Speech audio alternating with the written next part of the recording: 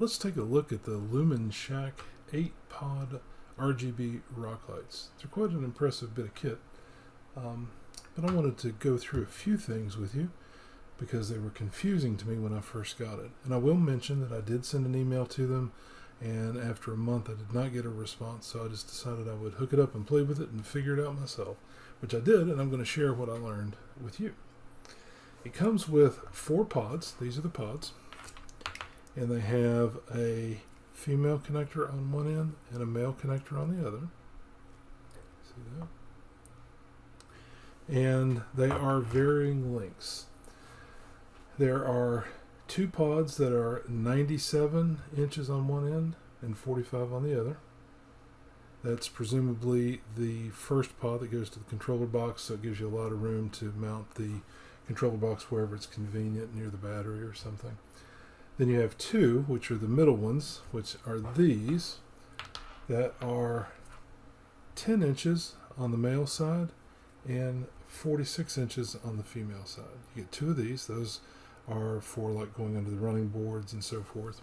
And then you get 2 smaller ones, like these, that are only 10 inches, and these are the terminal ones. These go like under the rear wheel well. You see there's only a small connector, and there is no one coming out the other side.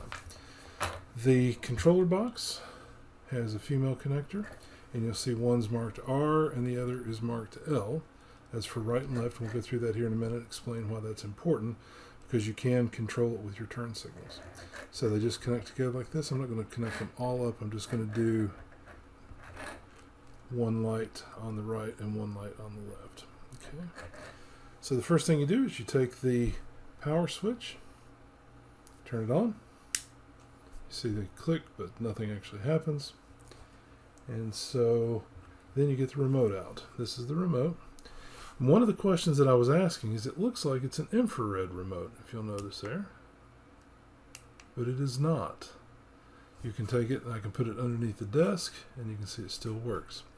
So this makes it very convenient. It means that you can mount the controller box underneath the car or in the engine compartment or wherever you need to, because it is controlled by RF, not infrared. It's radio frequency, so that's good. So let's just go through some of the features here. When you turn it on the first time, actually let's go through that again. I'm going to turn it off. And this probably could be mounted up under the hood or someplace where you can get access to it. You don't need it regularly because you can turn it off.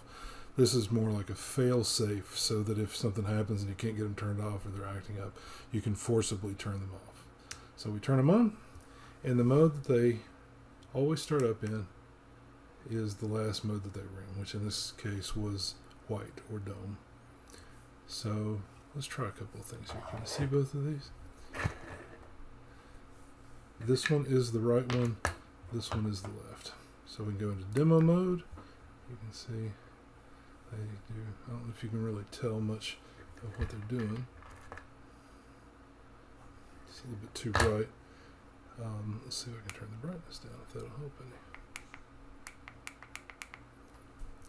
any. And you have all sorts of different, you can turn them red, you can turn them green, turn them blue, and you can change the speed of the various functions. So you can see that they have all kinds of interesting fun modes that you can control with the remote. But the real fun comes when you install the app. The app gives you all sorts of different options. Like, for example, this is called Red Green Gradient. Let's see. Let's turn the speed up a little bit. You have a palette that you can actually change the color. Let's change it over here to yellow. Hang on, I gotta connect it. For some reason, the app is not working. It's interesting. It's worked fine up until now. Let me try turning it off with the remote. There we go. Try turning it. There we go. Turn it on with the app, and then So presumably you just want to use one or the other. So you can change You can see here I can change the color around to red, pink. You have all sorts of different patterns. This one's called 7-color breath, where it goes through the various colors. Like I'm showing you here, if we turn it around to blue, they turn blue. And you have all sorts of very interesting patterns. So overall, it's a really nice product. The last thing I want to show you is it does have the ability to connect into your brake light and your right and your left turn signals. And the way you do that is you connect them to the wiring harness someplace where your brakes are connected, or your brake lights, wherever they turn positive. And you take the wire, and I'm just going to demonstrate, for example, here by touching it to the positive, so that when you hit the brakes, they all turn red. See that? Then they go back to their previous pattern. So anytime you hit the brake, they all turn red. If you turn it into your left and right turn signals, remember this one's left. You'll see that the other one turns off and it does a quick blink on the left, and the same thing for the right.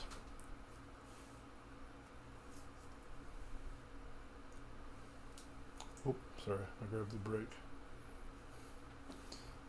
And it does the same thing on the right.